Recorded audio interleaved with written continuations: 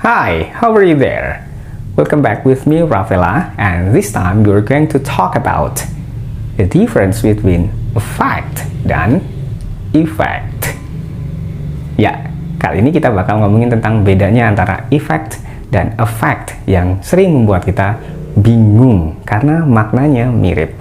Tapi jangan minder dulu, karena yang bingung bukan cuma non-native English speaker, tapi native English speaker juga suka bingung. Well, terus di mana ya letak bedanya? Letak perbedaan antara kedua kata tersebut memang sangat tipis karena kedua kata tersebut memiliki kesamaan makna atau similar. Tapi ingat, yang namanya similar atau mirip itu pasti ada bedanya.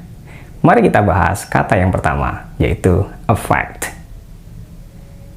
Ditinjau dari pengucapannya atau pronunciation-nya, a fact itu bacanya dengan suara a fact. A fact. Huruf A-nya dibaca a fact. A fact memiliki part of speech atau kelas kata berupa verb atau kata kerja. Makna dari kata a fact sendiri adalah to influence atau to change someone or something. Tapi bisa juga bermakna to produce an effect upon someone or something. Jadi, a fact adalah yang memproduksi dari effect atau yang menghasilkan dari effect.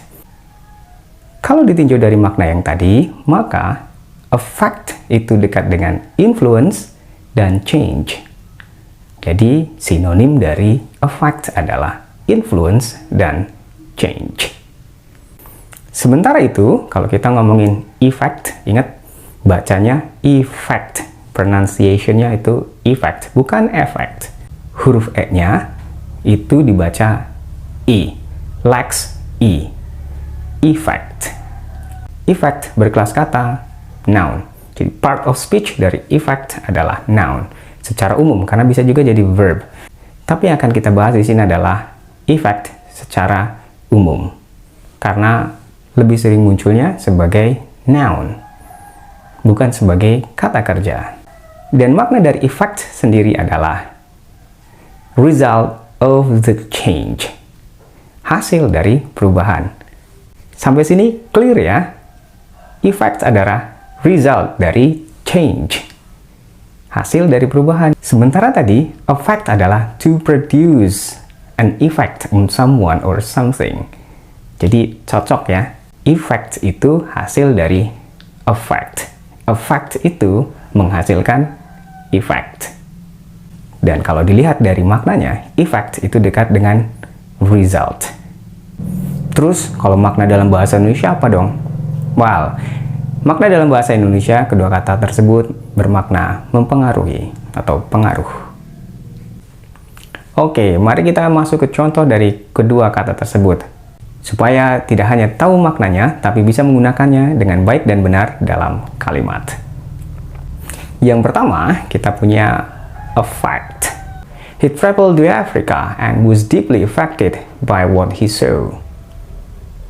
Dia pergi ke Afrika dan was deeply affected, dan sangat terpengaruh dengan apa yang dia lihat. Nah, kata affect di sini itu berkedudukan sebagai kata kerja. Kira-kira kalau tadi sinonimnya adalah influence dan change dari kata affect, bisa nggak ya kata affect ini diganti dengan influence atau change? Kira-kira begini kalimatnya kalau diganti dengan sinonim dari kata affect. He traveled to Africa and was deeply influenced by what he saw. Ya, gitu ya. Maknanya tetap masih sama. Contoh yang kedua dari affect. New technologies continue to affect how we live. Nah, affect di situ kedudukan sebagai kata kerja. Namun bukan kata kerja utama, karena kata kerja utamanya adalah continue. Tapi kira-kira bisa nggak kata affect di sini diganti dengan sinonimnya? Well, kira-kira gini kalau diganti ya. New technologies continue to influence how we live. Masuk kan ya? Nah. Contoh ketiga dari affect. Does television affect children's behavior? Apakah televisi mempengaruhi behavior atau perilaku anak? Mari kita ganti dengan sinonimnya. Does television change children's behavior? Masuk ya? Kalau pakai influence bisa nggak? Does television influence children's behavior? Masih masuk juga ya. Itu tadi beberapa contoh dari affect. Sekarang kita lanjut ke contoh dari effect. Contoh yang pertama dari effect. Most people these days understand the serious effects of smoking. Dewasa ini, sebagian besar orang sudah paham, sudah understand pengaruh serius dari smoking. Bisa nggak ya kira-kira kata effect di sini digantikan dengan sinonimnya? Mari kita coba. Most people these days understand the serious results of smoking. Nah, tetap bisa ya ternyata. Mari kita ke contoh berikutnya. The pollution in the city had a bad effect on me. Well, effect dalam kalimat tersebut berkedudukan sebagai noun dalam rangkaian noun phrase. Karena di mana ada artikel, an atau the, itu pasti harus menjelaskan kata benda. Contoh yang ketiga. Wow, untuk contoh yang ketiga saya buat mirip dengan contoh ketiga dari affect.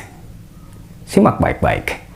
Does television have an effect on children's behavior?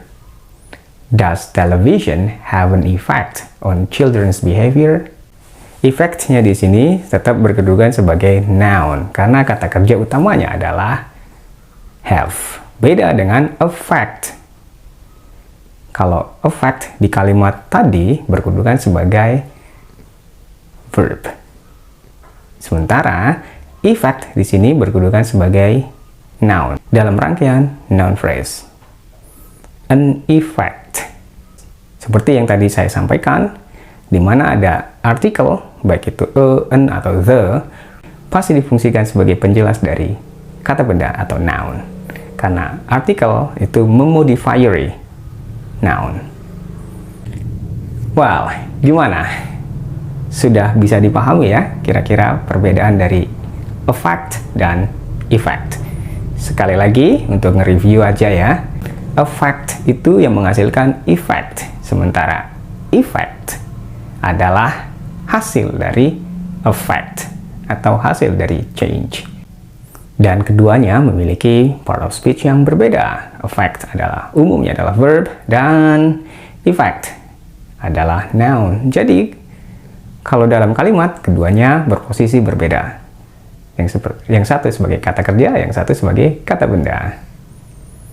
So, jangan bingung lagi untuk memahami kedua kata tersebut. Terima kasih banyak sudah nonton video ini. Semoga penjelasan yang singkat tadi bisa membantu kawan-kawan dalam meningkatkan kemampuan bahasa Inggris kawan-kawan. Ketemu lagi di video selanjutnya. Semoga bermanfaat.